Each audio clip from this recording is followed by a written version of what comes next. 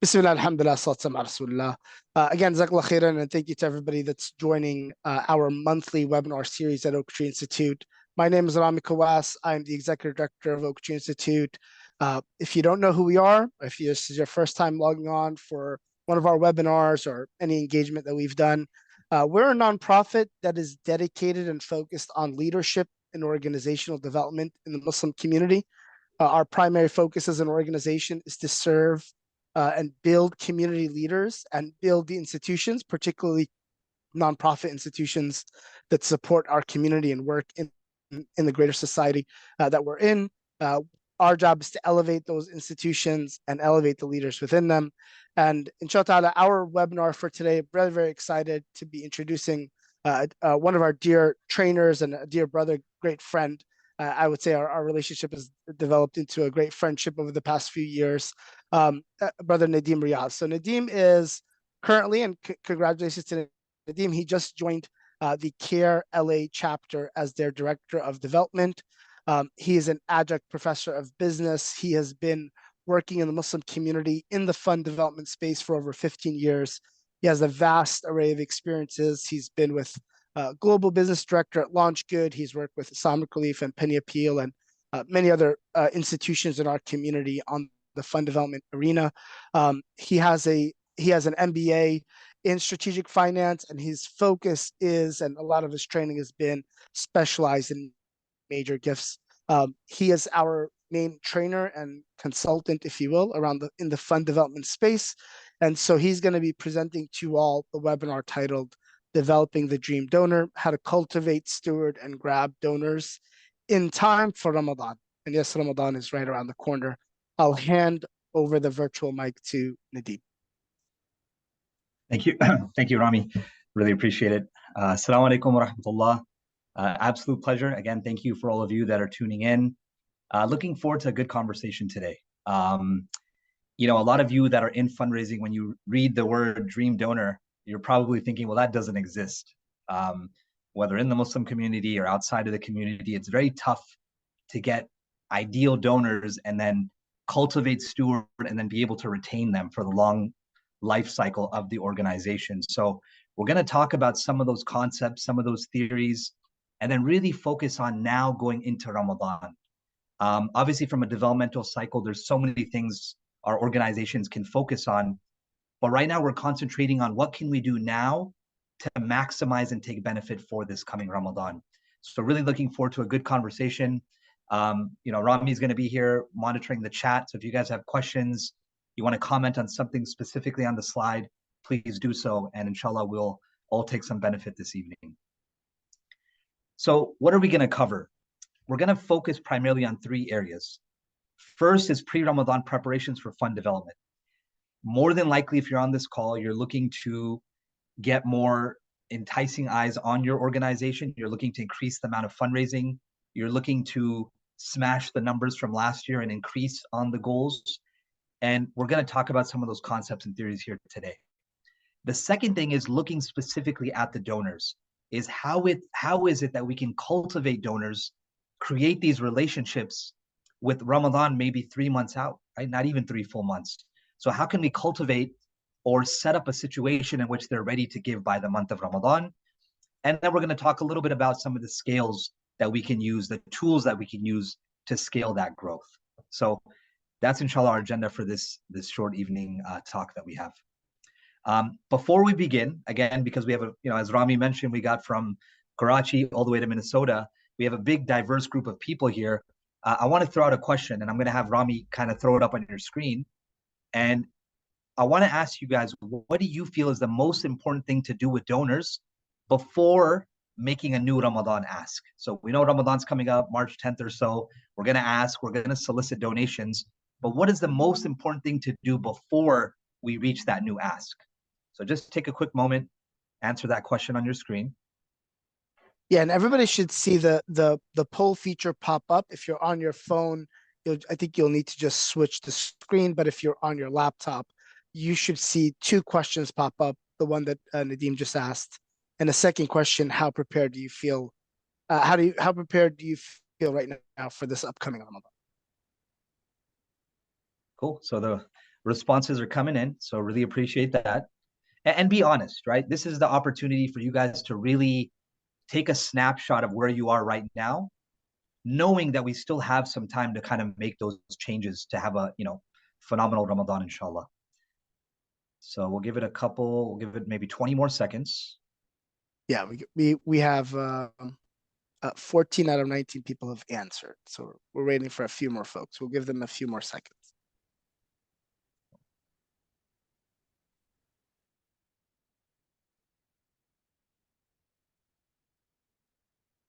Yeah, I mean, again, one of those things where you have to pick the best answer possible, right?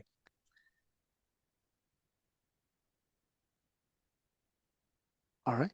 We got about 75% of folks have voted. So here we go. I'm going to close the poll and I'm going to share the results for both questions for you, Nadeem. All right. So we got 80% of people participated.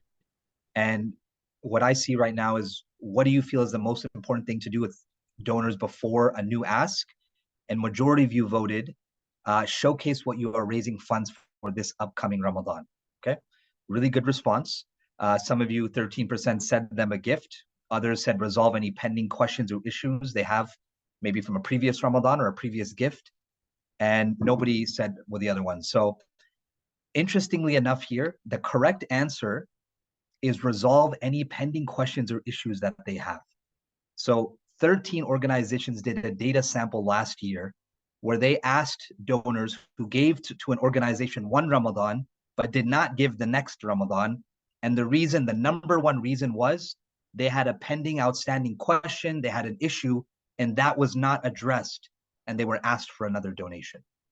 So really, really important as it is to recognize our donors with gifts, showcase very clearly what we're raising funds for, it's imperative that we make sure donors are going into Ramadan clear of any issues or questions or things from the previous Ramadan that carried over. So again, very good responses. And then Rami, can you show me the results for the next one? You should be able to scroll down and see it. It's all in one prompt. Okay, it's one prompt. Okay, beautiful. And then for the next one, majority of you said, okay, as far as how prepared do you feel for this Ramadan? And again, appreciate the honesty. Most of you said conversations started but not finalized, which is good. The fact that you're having those starter conversations. Some of you said Ramadan is almost here. We haven't started planning, which again is okay. It's never too late. We can start today.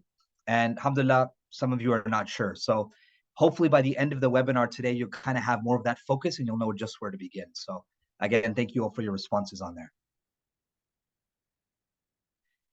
So again, going to throw it back to you guys.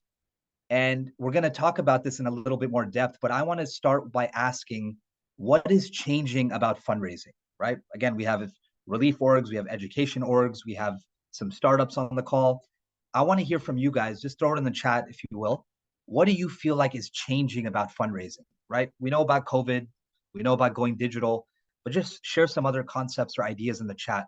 What do you guys feel like is changing within the fundraising landscape?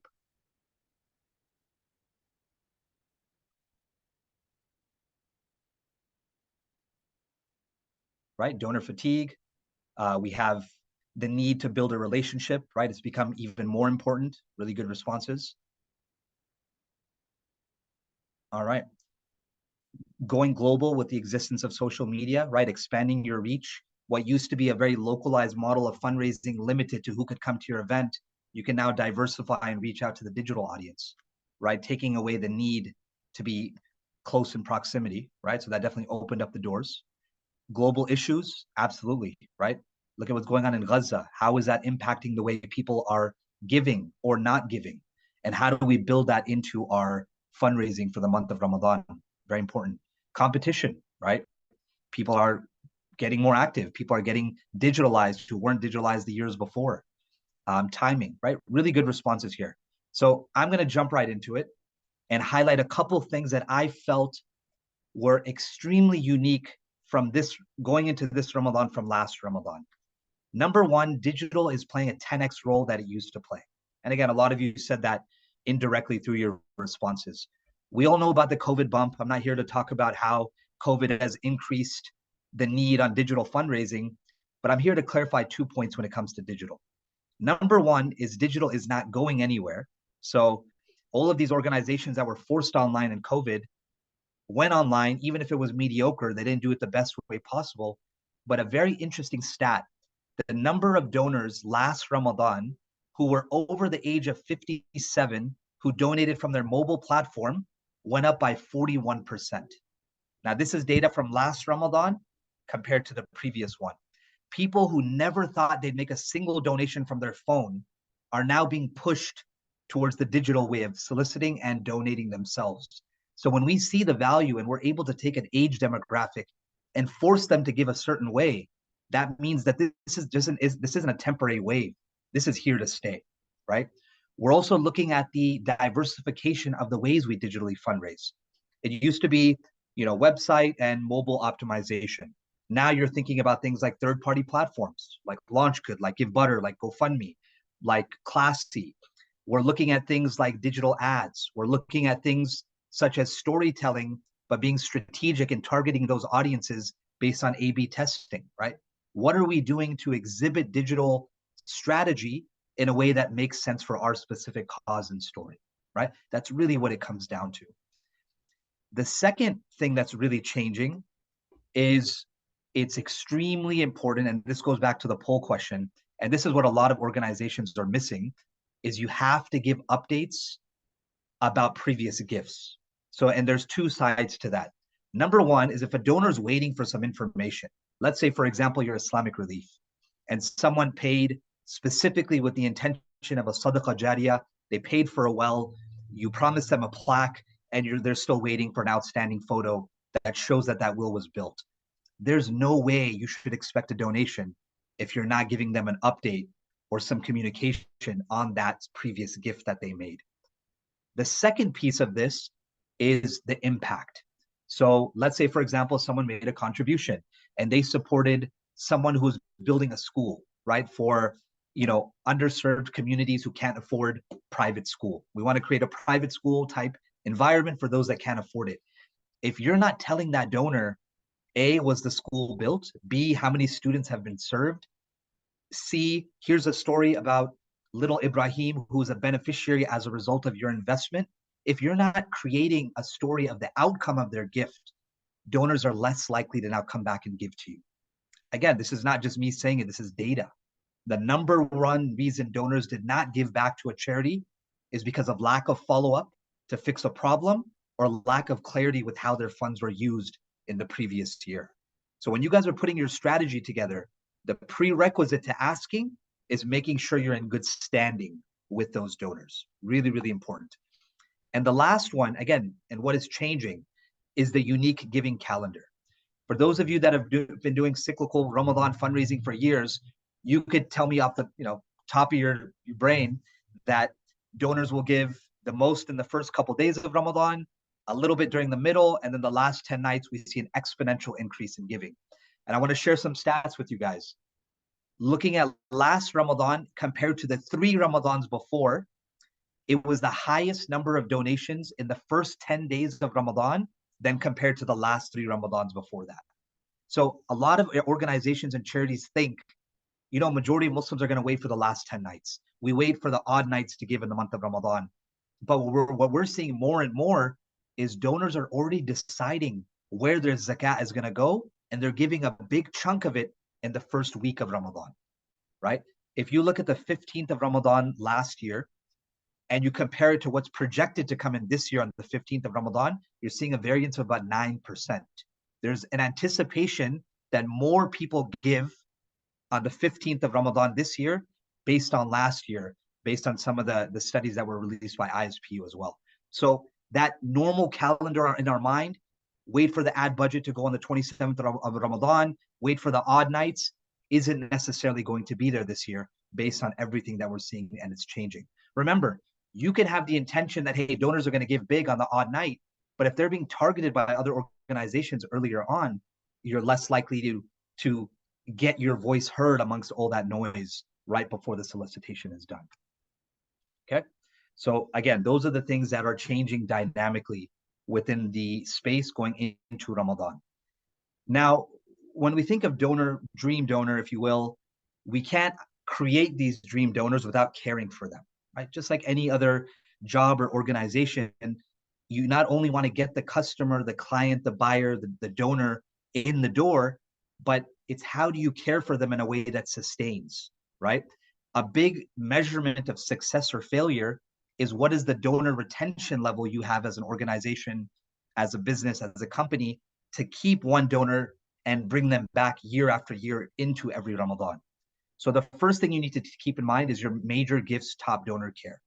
What is it that you can do to your major donors? And again, major donor can mean something totally different to each one of you. There's no set prime rubric here that you have to give X amount of $1,000 to be considered a major donor.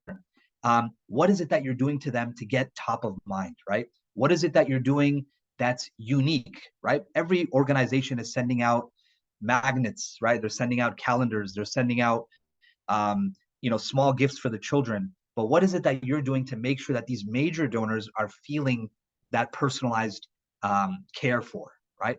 Remember, relationships is the number one goal of a major gift officer, right? For those of you that works in organizations where there's a dedicated staff member where all they do is focus on these top donors, right?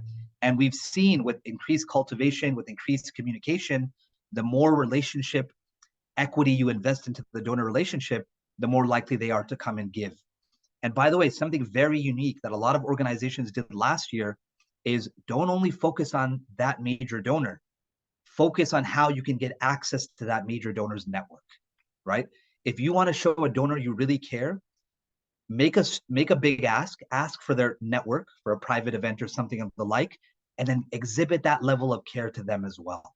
If they see that your level of professionalism, your care, your devotion scales to their network as well, it's a win-win for you and the organization, as well as the donor investing within your cause or your organization. Again, as mentioned before, it's extremely important to close out any issues or complaints, right? I mean, just think about it. Are you guys going to go, let's take a simple basic example like a video game. If you buy a video game that comes out and version 1 was a total flop, right? It didn't work. I couldn't access it. The levels weren't what it promised to be.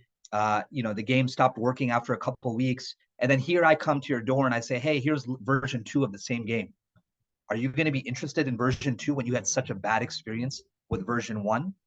It's extremely important that we make sure we're level setting, going in on a high before we make these asks to these donors.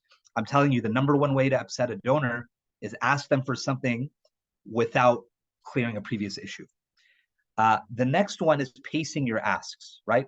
You have to build up for that ask. You guys have heard the data set. It takes anywhere from 4 to 7 touch points before you can make an ask, right? That doesn't mean you send 7 emails and then in the 8th one you ask the donor to give. It means the donor needs different interactions with you or your organization or your solicitation channel before they actually contribute.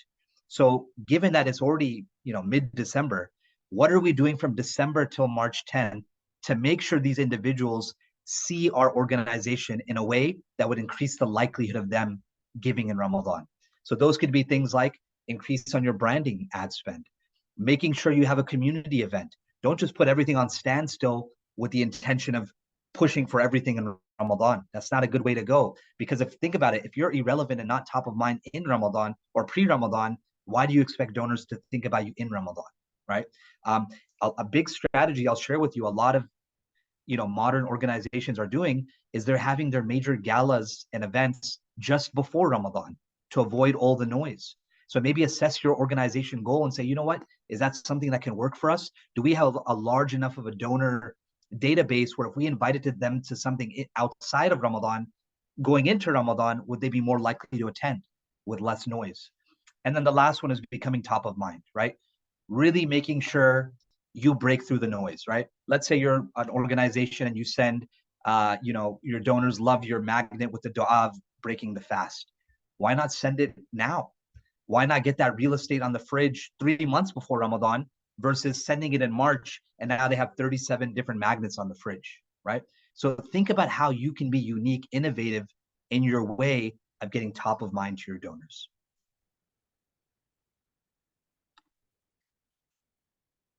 The next aspect, again, of creating this utopia of dream donors is you have to understand the psyche of these donors, right? You know, a lot of people who understand fundraising understand the higher, bigger picture of philanthropy as a whole. I want all of my development people, fundraising people to remember, we're not here to ask for money, right? That shouldn't be the mindset. The mindset is these are individuals who have philanthropical goals, right? They have goals of feeding the hungry, empowering people through education, educating people through workshops and resources. They have these goals. And you are a tool that helps these individuals fulfill their goals of whatever way they want to use their philanthropical gifts, right? So if you go into it with that mindset, it becomes now a strategy, right? If this person's going to give, if this person is Muslim and they give their zakat in Ramadan, they are going to give. So how can I package my products and serve them in a way that is going to increase the likelihood of them giving to my organization, right? What unfortunately happens is we get tunnel vision, right? When you work for an organization, obviously you're passionate about it. Obviously you feel that this is the most important org in the world. If I were to open up a poll right now, every single one of us would say potentially what we do really needs support. And donors are hearing that as well, right? They're going on one call and somebody's saying this, they're getting mail and somebody else is saying that. So how do you package your services or your programs in a way that's going to resonate with these donors this Ramadan, right? You have to look at all the variables, right? You have to look at the global situation, right? With what's going on in Gaza and Palestine right now, do you think this Ramadan is a good time for comic relief? Do you think this Ramadan, you know, given the way things have been pre-Ramadan, do you think this is the time to, you know, run away from talking about the things that matter? No, donors are going to be looking for who tackles this head on, who's here to kind of help in a way that lessens the burden, the hardship, the fear, the sadness that Muslims have been feeling for so long, right? So a big theme for this Ramadan should be compassion, should be mercy, right? Those are the elements we want to derive based on the psyche and the mindset that donors have going into Ramadan, right? A lot of organizations say the days of planning 6 months out for Ramadan are no longer there because you have to look at what is happening just before Ramadan. Am I saying wait till March 9th to plan? No, but have some flexibility in your plan, right? Don't put all of your thoughts and ideations and marbles in one little small basket. And then now something happens in February and you have no opportunity to make a pivot, right? Taking me to the next point, stories resonate with the heart. It doesn't matter what your cause is, find out a way to tell a story about it, right? You know, you may be, you know, creating resource workshops for an educational institution. And you may be coming to someone like me and saying, you know what, brother, it's hard to sell this. People have, you know, wells to build and orphans to sponsor. How do I get my cause at the forefront? You know what? Talk about the outcome of those resources. Talk about the people who are benefiting as a result of that product that you're selling. Talk about the need for education and advancement in the Muslim environment and tie it to the pillars of our faith. There are a numerous ways we can tell stories regardless of what it is that we're selling, right? You know, a lot of times I question, you know, different strategies and tactics because there's certain things that are debatable, but then there's things that are black and white. Now, 2 years ago, LaunchGood did a study, and the results of that study came out, and there was 6,232 data sets on this. And the results came back to say that 87% of Muslims who consumed in Ramadan gave to the charities that created a story that they connected with. Not because the product was flawless, not because they had the lowest overhead, not because, you know, they have awesome customer service, but because they resonated with the story, right? The average Muslim in the month of Ramadan is giving to 3 new orgs, meaning they've never given to that org in the history of their giving. What does that mean? They were attracted, they were enticed by something that they resonated with. Transparency, trust, and impact, right?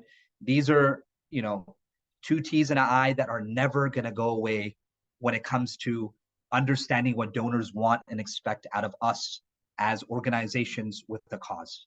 You have to have these things very prevalent, very forefront. You have to be honest. And again, transparency doesn't mean, hey, we're telling you our overhead. Hey, our 990s posted on the internet. It means owning up to mistakes. It means, you know what, we made a mistake. We collected money. It took longer to get to the country because of A, B, and C, and we want to own that mistake. I cannot tell you how many times working at different nonprofits in the space, when we notified donors of an error we made and how it was corrected, we got more donations from them, right? If you can build on that trust and show that while impact is the goal, we can't always make the impact that we intend to make, but we're going to own it, you're going to see donors join that journey with you, right? Remember, donors are people. They work in companies. They know how things work. So for them to expect everything is going to be flawless and perfect, it doesn't make sense. So it's really important to kind of understand that. And the last one here is feedback culture, right? Now, this one's really important. What do I mean by that? Many of you may have heard of the Socratic method, right? Unfortunately, what happens nowadays is we end up doing what I'm doing right now, too much talking, right? But the best way to understand your donor is to listen, right? We know this trait as a prophetic trait, right? The Prophet Muhammad sallallahu alaihi wasallam, when he would talk to someone, when he would listen to someone, he made that person feel like they were the most important person in the room. So what is it that we can do as an organization that exhibits that behavior, that model behavior? If we get into a culture of listening to our donors, of taking feedback from our donors, of showing them how, you know what, we remember you told us something in Ramadan 2023, and look what we did in 2024 as a result of that feedback, right? There's nothing more fulfilling or that brings happiness to someone when they felt like they've been heard, right?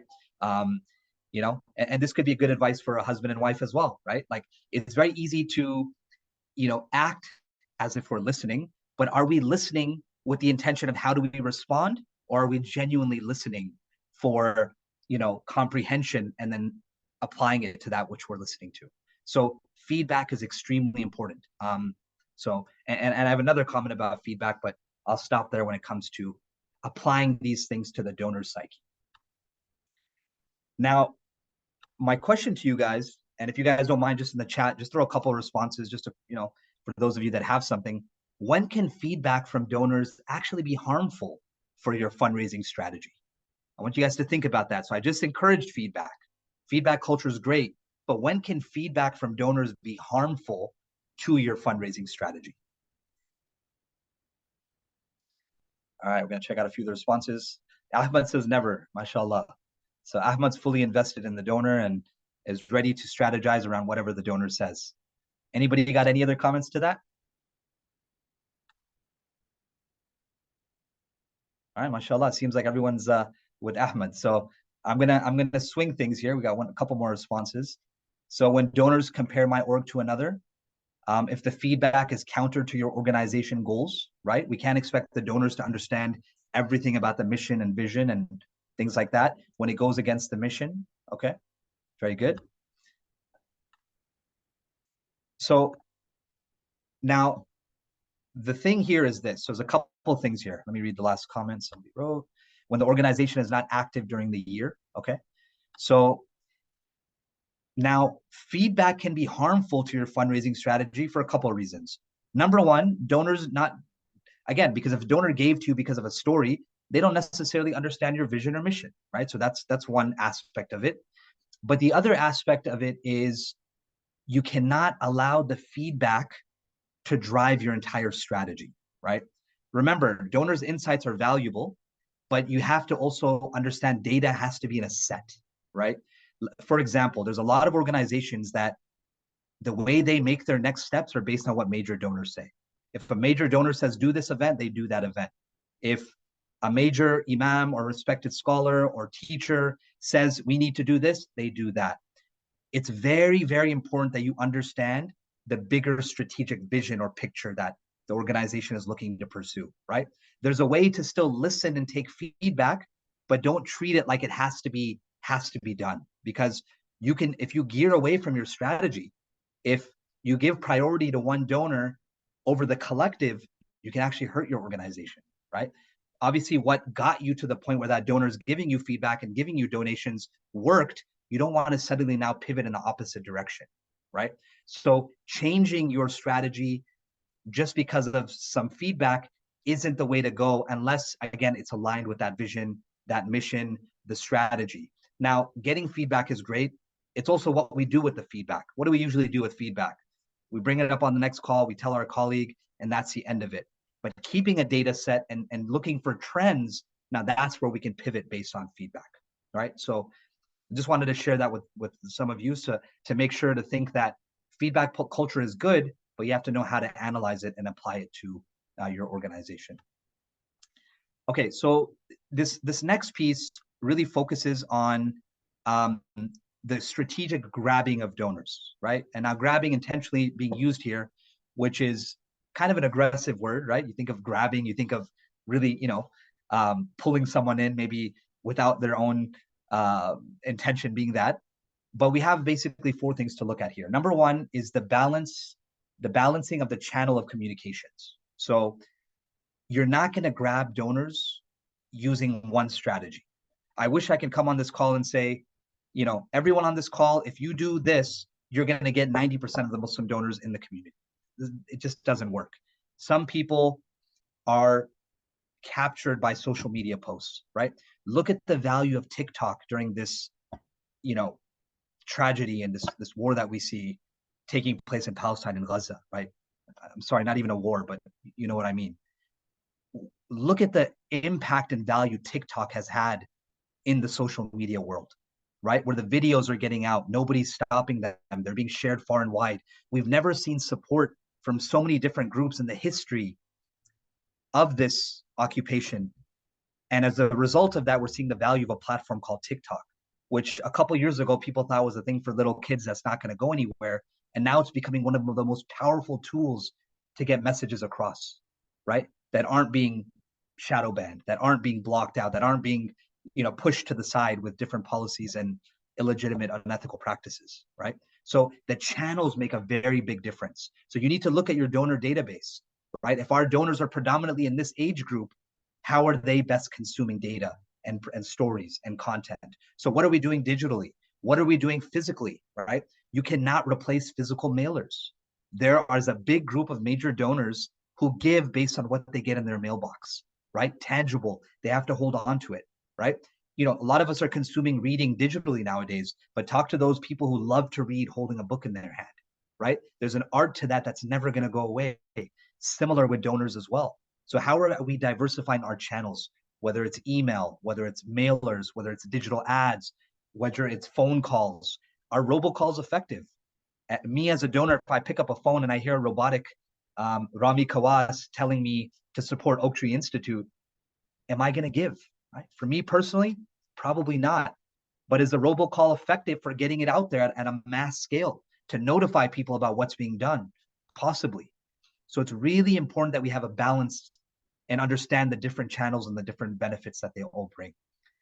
The second thing, which we kind of chatted about, is fulfilling the donor's philanthropic goals, right? Now, this is where the personalized relationship building comes into play. If I have a pool of major donors and I have that relationship with them, I know things about them, where their kids go to school, what their goals are, when they plan to retire, how they're investing their money, what causes are important to them, which sadaqah jariyah type work is really important to their family. If you know the donor's goals, you now have the means to connect their goals through your programs and services, right? Nothing comes off better to a donor than you going to them and saying, sister, I know you have the goal of doing this. So together, if we support this project, we can help hit that goal. Become the means to fulfilling their philanthropic goals. And again, that only happens when you get to know a donor. Unfortunately, right now, we rely on mass emailing, mass communication. And again, there will be some level of results.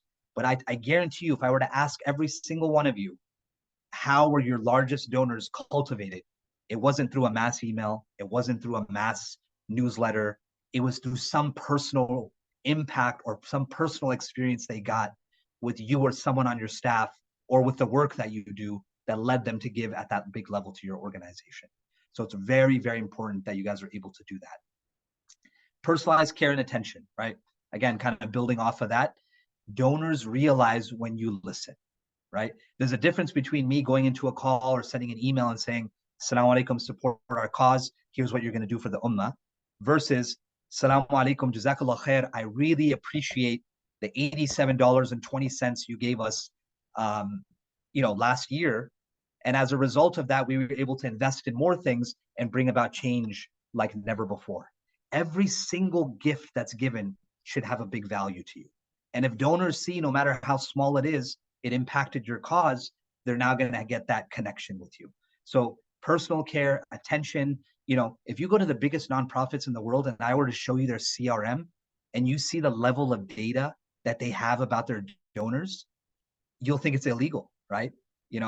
Likes to drink chai with two spoons of sugar, picks up their son at 3 p.m. from school. The wife is a professor at this university, but looking to switch to this position. I'm talking about the level of detail is so minute and specific that literally it helps them drive their decisions. And this is applied to all the donors, right? Again, side conversation, but making sure your CRM is ready for Ramadan. You're not going to be able to grab donors if your data's a mess. So if that's the case, fix that right now. You have the month of December to fix your data, to clean things up, to make sure you're ready to go out on the offensive, but making sure your internal database is set up for that as well. So that's extremely, extremely important. Remember, right?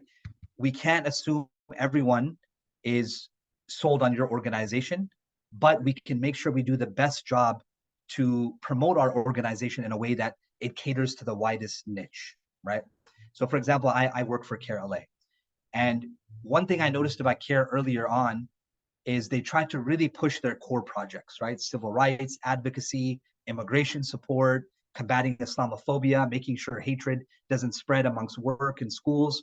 We're seeing thousands of people being wrongfully prosecuted and terminated just for showing their support for Palestine, right? But then I thought to myself, I said, is this narration of storytelling relating to the larger Muslim community? Do I need to talk about operational fundraising needed for this advocacy work? Or should I focus on the sister who worked at Disneyland who was fired because she wore hijab?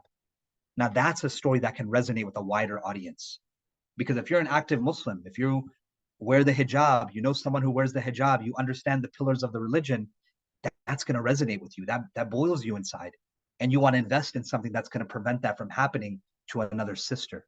So making sure you frame and package it in a way is also going to grab you new donors, right? And the last thing I'll say here is never overly rely on your existing donors.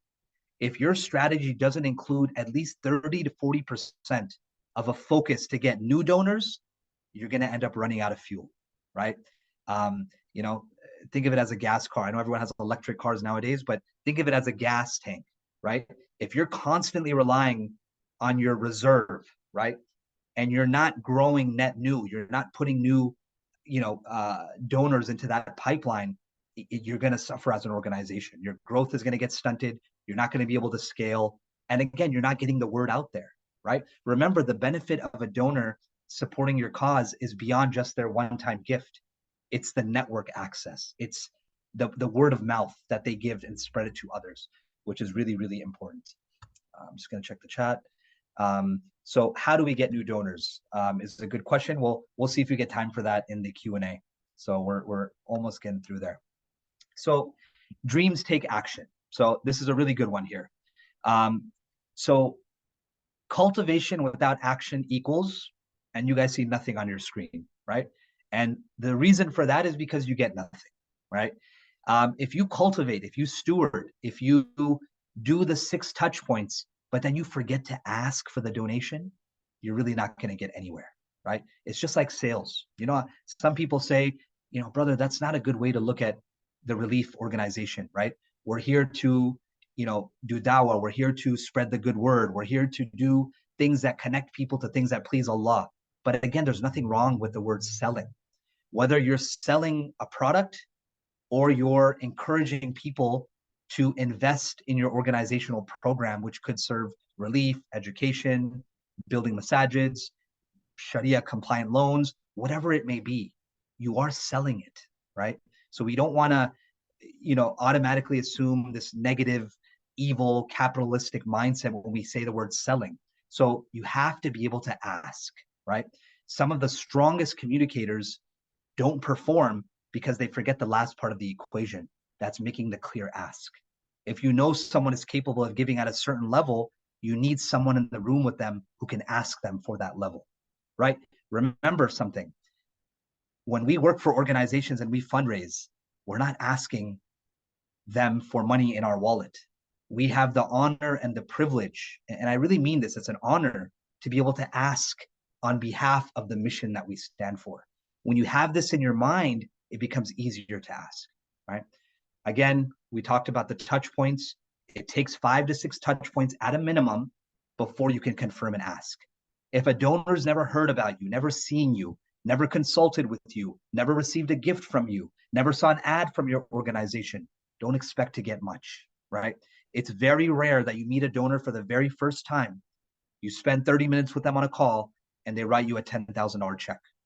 If you're doing that, mashallah, let me know, I'm hiring. But unless that's you, it takes consistency and touch points. Very, very important. The next one is be confident and clear, right? Another issue that sometimes happens when it comes to dealing with these, inshallah, dream donors is we lack clarity, right? We talked about the program, we talked about our mission, the organizational drive is clear, but then because we're hesitant, the ask isn't as confident as it was when we were talking about the programs. Donors are being hit in all different directions, right? They have their own personal emotions based on what's going on in the world. They have their families, they have their work. You're not the only organization asking for money. They're being hit from so many different directions. The last thing they need is confusion, right? Or lack of clarity in what it is that is being asked of them. So being very clear and circling black, right? One of the other characteristics of the Prophet ﷺ that we can apply to development today is to speak impact with brevity, right? Get to the point quicker. Unfortunately, nowadays we take so long to get to the ask that by the time we ask, the donor doesn't know what we're asking about. So try to figure a way to be impactful, whether verbally, through your mailers, through your digital fundraising, without saying too much, without taking too long to get to the point. Remember, the average video that you guys post on social media only gets played for 11 seconds. I know a lot of you are making 3-minute videos and you're spending a lot of time and effort. And I don't mean to belittle that. Inshallah, it works and does well. But the data points that most people consume videos will stop watching after 11 seconds. So what does that mean? Make 11-second videos? No. It means make sure in the first 11 seconds, you made your ask clear enough that if they were to leave, they know where they can donate, right? Systematic processes and follow-ups. If I were to emphasize one thing, if your goal is sustainable growth as an organization, it's systems and process. My dear respected, I can't tell you how many people had an organization or worked somewhere that was doing phenomenal. And the only reason they suddenly went in reverse and went downhill is because 1 or 2 people left and there was no system. There was no process. How do you expect to cultivate, give personal attention to donors, be that curator of goodness for them if you don't have a system, right? There's no way you can work out of your phone and just automatically make everything happen, right? So it's extremely important to make sure that you have the systems in play, right? So for example, is our CRM ready to go with the different campaigns for Ramadan? Do we have a media and marketing communications team that has a streamlined vision and voice that's connected with the other departments, right? You cannot have a successful Ramadan without clear cross-departmental communication amongst the team. Have you guys ever received or looked at an organization and when you talk to the CEO or the executive director, you get one brand, but then when you see everything they have out in the community, you see a total different brand. That disconnect leads to what? Lack of trust, right? Now, is the organization being untrustworthy? No, but because of that mixed communication, that's the way it comes off to donors.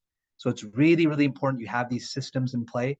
And again, this doesn't mean go get Salesforce and spend thousands of dollars with consultants to make these robust systems. No, I'm not saying that. No matter how basic the system is, have a system. If this happens, this is what we do. If we forget to do this, here's the backup plan. If this donor segment list doesn't produce correctly, here's what we're going to do instead. Have these systems and follow-ups, the checks and balance put in place, and inshallah, you're going to have a much stronger Ramadan. And the last one I put here is dua, right? And what I mean by this is go into these things with the right intention, right? I've consulted with a lot of people new to the development space.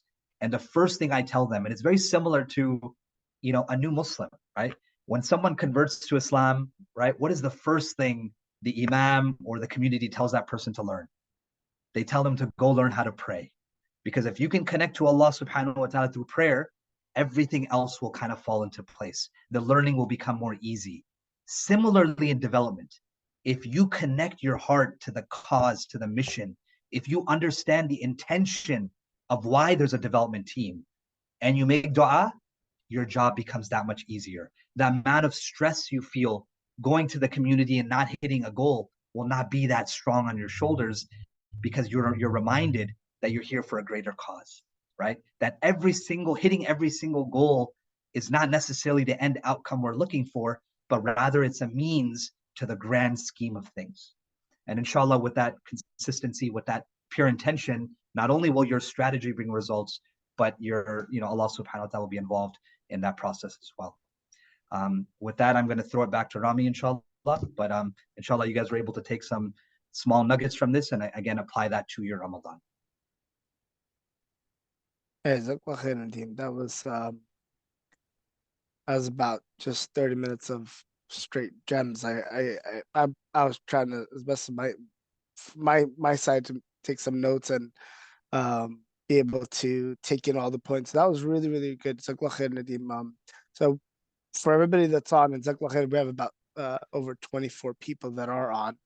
We're going to take some time. I think we could switch to the next slide, Nadeem, to for you to be able to interact with Nadeem, ask some questions. A lot here to unpack around this dream donor and building the dream donor. And I love kind of the succinct strategies that Nadeem laid out. So let's take some time here. So what we encouraged is you have a Q&A feature or panel at the bottom of your Zoom screen, if you're on a laptop or on your phone. If you can, please use that to send in any questions you may have for Nadeem. Nabiha, I got your question first. I saw it in the chat.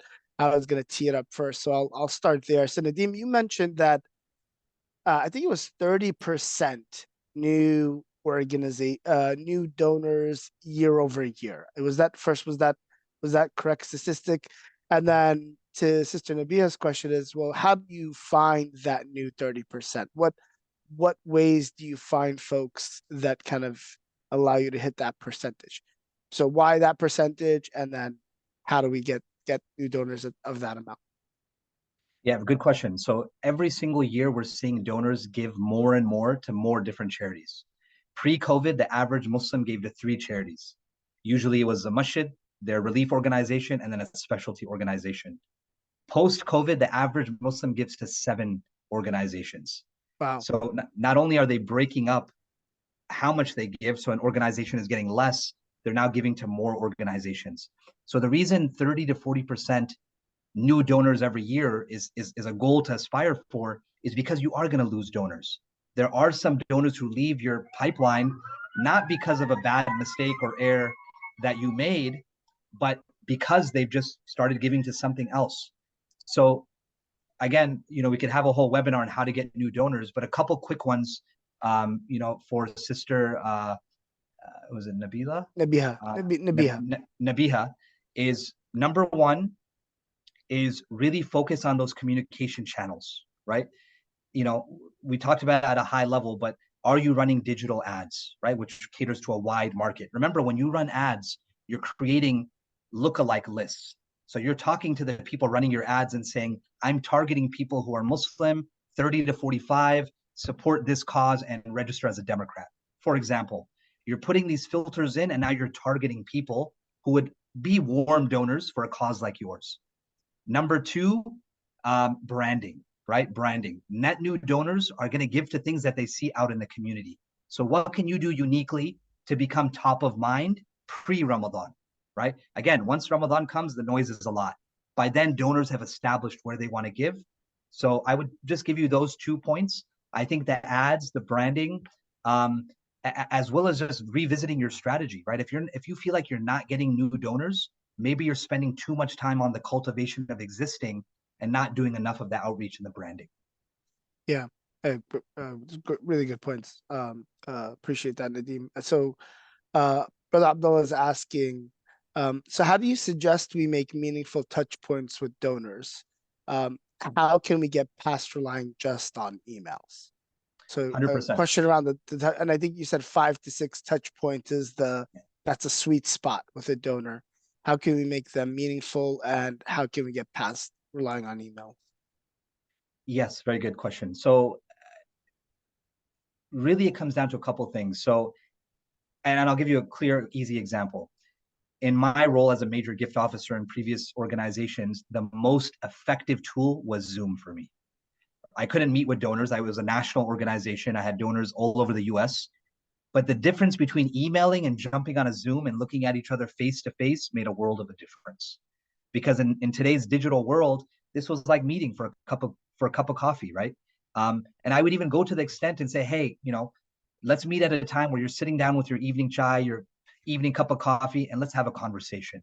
And when you can connect on that personal level, one Zoom call is equivalent to 10 emails, right? Because the person can sense that intention, see the genuine investment you have in the mission, and you don't just see them as another donor, you see them as a means of getting to that outcome, right? Fulfilling the projects or programs of your organization.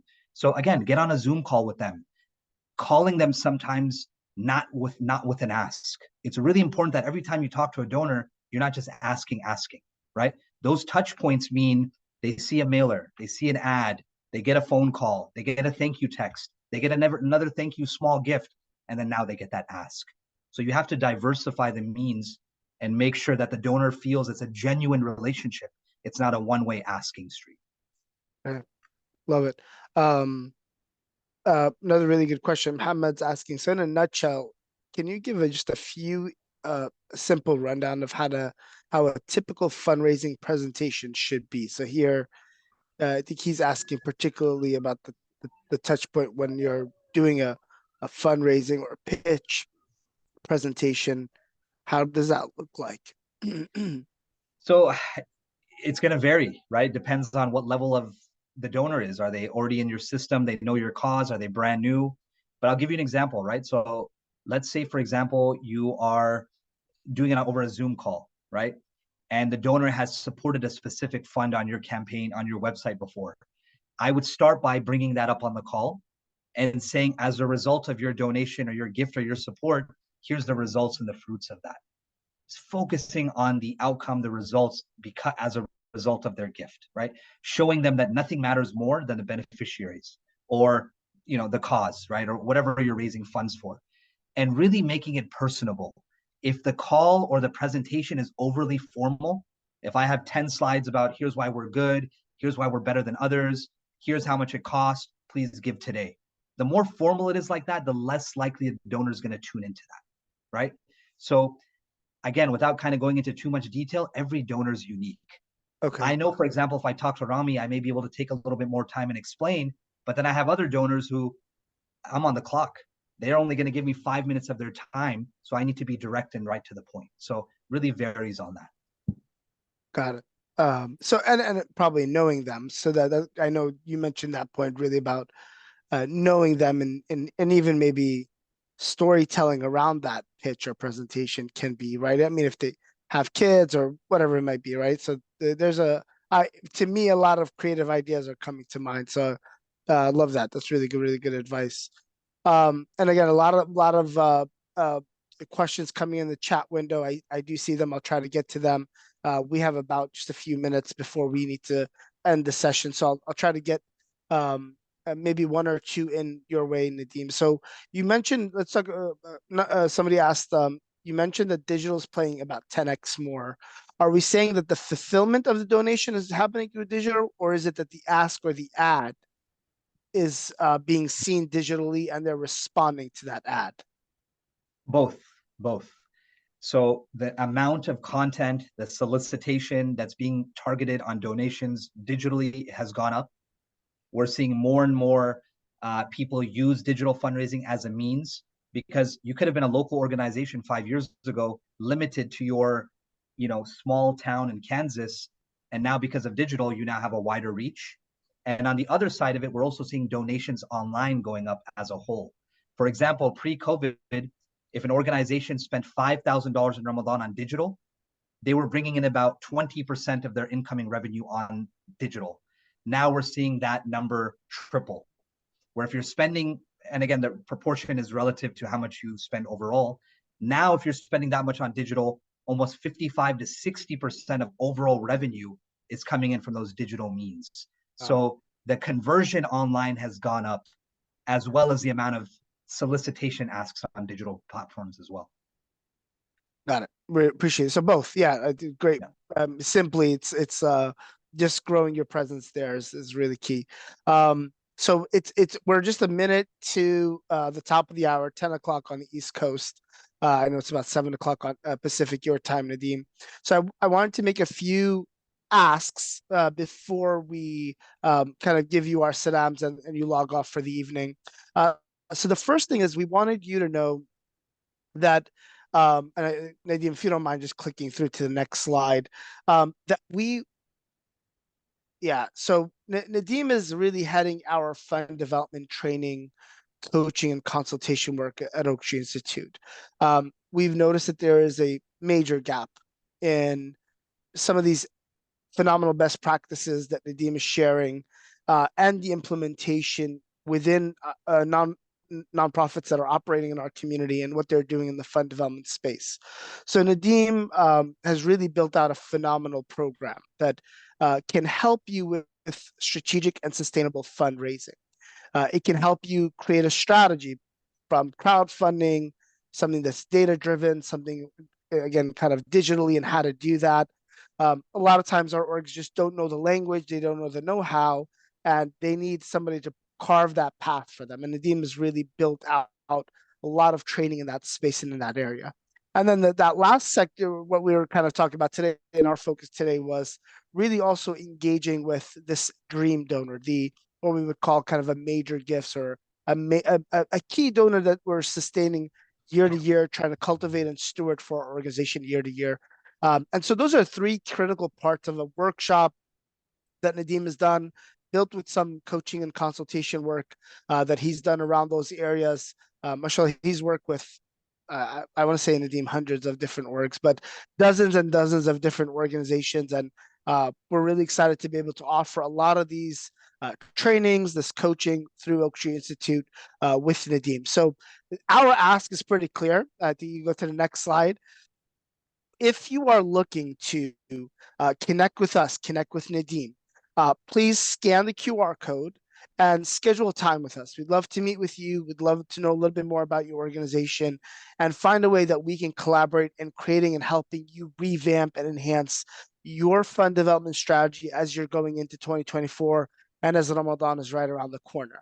What we'll also do, and I think there was a question in the chat as well, we're going to share the recording for this webinar with everybody.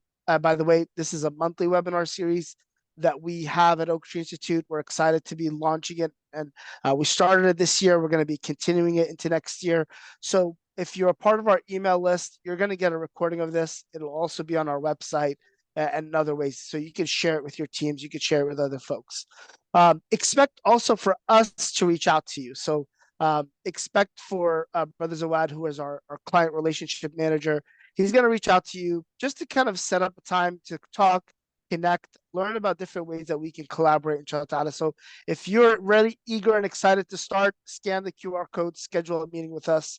If not, we're going to be reaching out to you, hopefully a few touch points and a few asks, just to be able to get to know you, your organization, your mission, your work you're doing, and how we can support and help you, bidhnillah.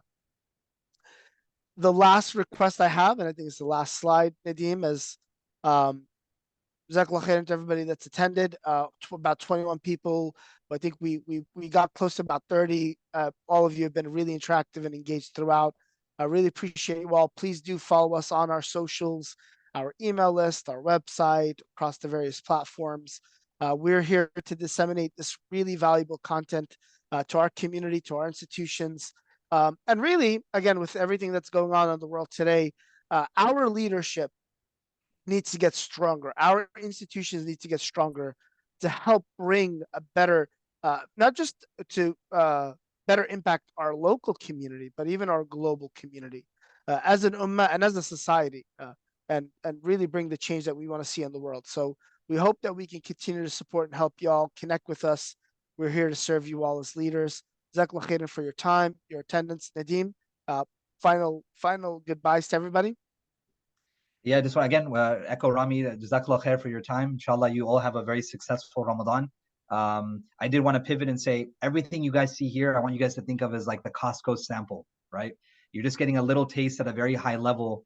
Inshallah, when you move forward and work with the organization Oak Tree and whatever courses you take, we really dive down into the inner details. We understand the mission and value, then apply these concepts to your organization as well. So looking forward to connecting and meeting you all in the future, and keep us in your dua. Looking forward to seeing you all. Hopefully, we'll talk to you very soon. If not, we'll see you during our next webinar. Jazakallah khair, everybody. Have a wonderful evening. Assalamu alaikum wa rahmatullah.